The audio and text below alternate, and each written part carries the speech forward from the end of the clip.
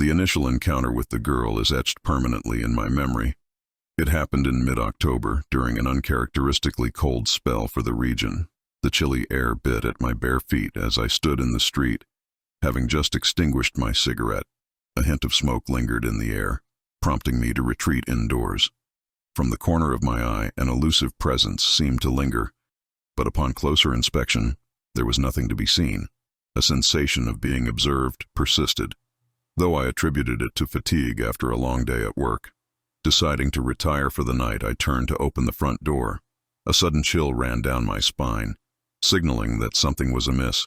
Scanning the surroundings, I recalled a vague glimpse from earlier, yet nothing was visible. An unsettling presence enveloped me, causing my body to shudder. Cautiously, I advanced toward the obscure source.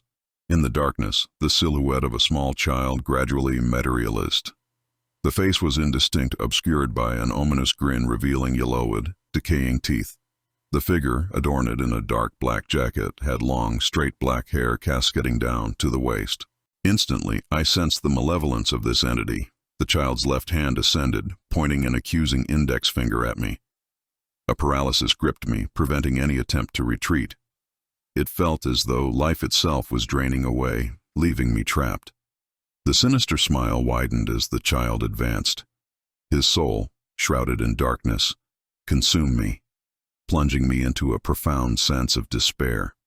My mind blurred with horrifying visions. Children tormented, beaten, abandoned in pitch darkness with only a feeble lantern flickering above them. The nightmarish scenes played out before me. Huddled figures, backs turned to the feeble light, hands shielding their heads, lifeless bodies strewn on the ground, violent tremors, cries for mercy. An ogre-like figure loomed, twisting a rusty chain in gloved hands, his teeth clenched. The impending strike toward a girl at the forefront dissolved the vision, and suddenly I found myself back in my yard, peering into the shadows. Startled by the imminent danger, I recoiled, but the child was nowhere to be seen. While reason urged me to flee, an inexplicable force compelled me to linger. Could this be the same girl from the haunting vision? I scanned my surroundings, but my legs, barely responsive, hindered any thorough search. The girl's presence eluded me, and with a surge of urgency, I hastened indoors, securing the door behind me. That night refused to release me into the realm of sleep. I replayed the recent events in my mind, desperately attempting to unravel their meaning. Could it be that she sought to reveal the horrors she had endured? Yet, the enigmatic smile on her face perplexed me. The pressure in my eyes intensified, manifesting into a throbbing headache.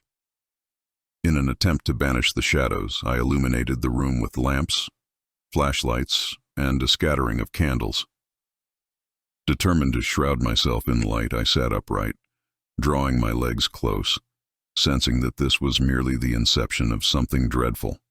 As the first light of dawn broke, the melodious chirping of birds outside pulled me back to reality, offering a brief respite from the night's terrors. Testing the stability beneath me, I gingerly placed a foot on the bedroom carpet, reassured by the fact that I was unharmed. Slowly, I stood, feeling as if I had emerged from a weeks-long slumber. The clock, displaying 6:07, reminded me of the night's duration.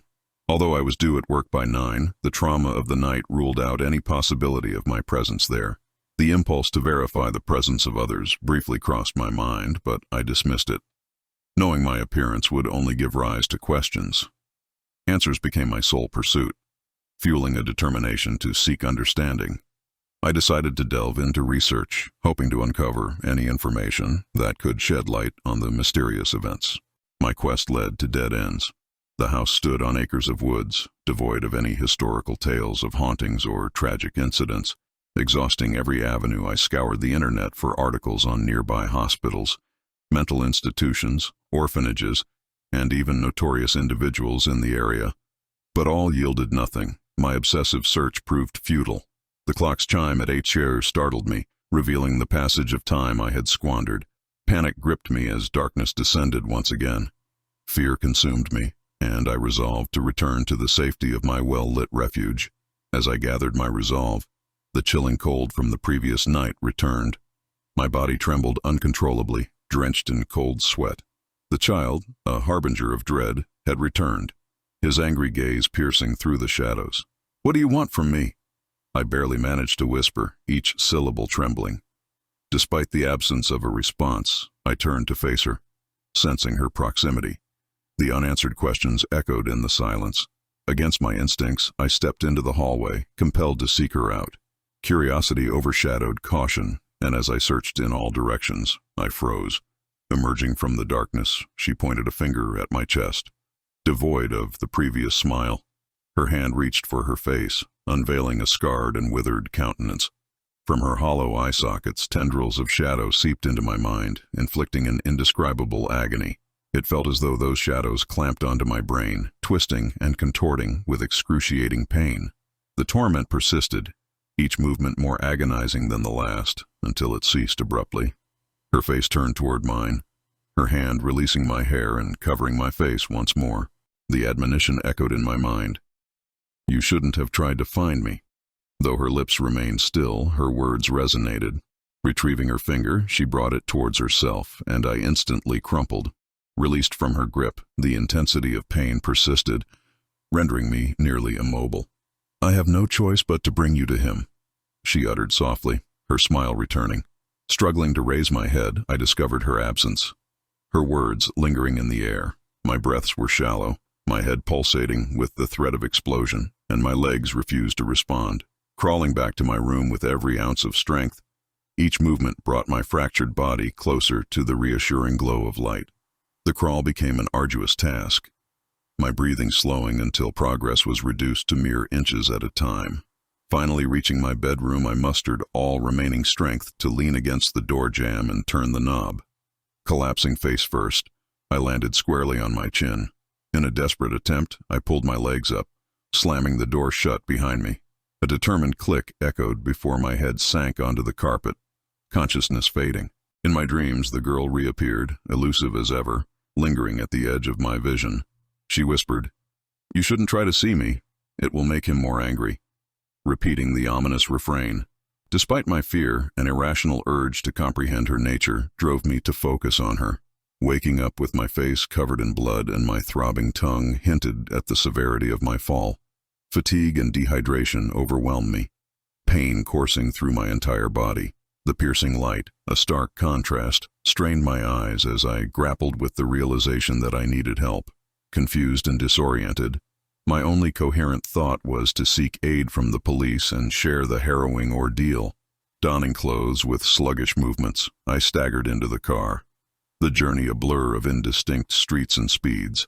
Upon reaching the police station, I urgently recounted the events, the girl's warnings, and the dire consequence tied to darkness. However, my attempt to seek assistance proved to be a grave error. The officer stared in silence, eventually confining me to a cramped, damp cell until an ambulance arrived to transport me to the hospital. Bound to a hospital bed, I endured the humiliation of being spoon-fed like a helpless infant. The restraints chafed at my ankles and wrists, leaving behind both flaky skin and haunting memories. Desperately attempting to articulate my sanity, I spun explanations in various ways, pleading for them to understand my lucidity. My efforts proved futile. Paranoid schizophrenia, delusional, a perceived threat to myself and others. Medical terminology and jargon were wielded against me, painting a narrative that only I posed a danger to my own life.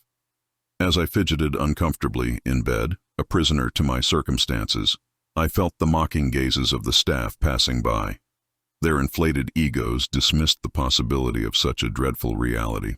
After enduring hours of discomfort, I managed to drift into sleep, only to be abruptly awakened by the realization that the room's lights had been extinguished.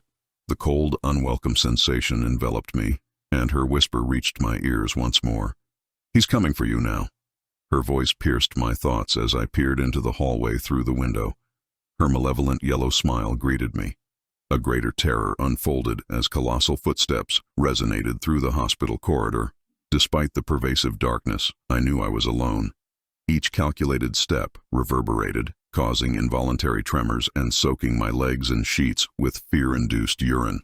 My screams for help were stifled as my throat constricted, rendering me speechless.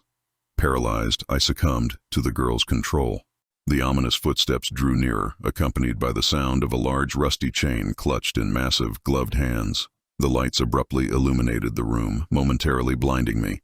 2 young nurses hurried to my bedside, attempting to discern the cause of my distress.